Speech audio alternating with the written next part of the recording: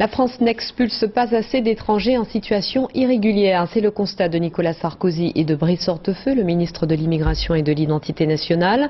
Il a convoqué aujourd'hui une vingtaine de préfets n'ayant pas atteint leur quota d'expulsion. Nicolas Sarkozy a fixé à 25 000 par an l'objectif des expulsions. Or, à la fin juillet, le nombre atteint était de 11 000. Paul Labrosse, Gaël Doltz.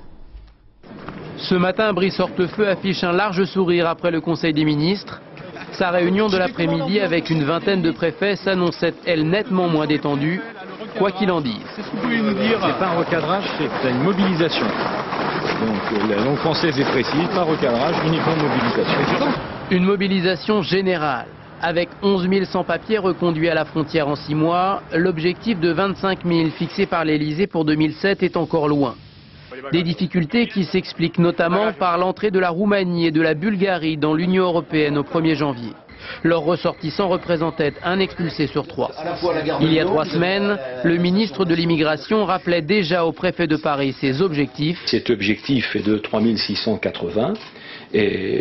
Non négociable. Il faudra qu'à la fin de l'année, on atteigne très clairement, et j'insiste beaucoup sur ce point, ces objectifs.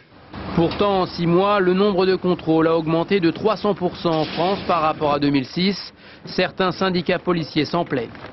Nos collègues, de toute façon, préfèrent, quoi qu'il arrive, courir après les voleurs, ce qui me paraît on ne peut plus naturel.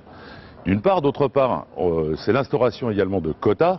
Et dans ces quotas, systématiquement, on va arriver à de l'abattage. Et ça, ce n'est réellement pas bon. Une pression qui s'exerce également sur certains élus.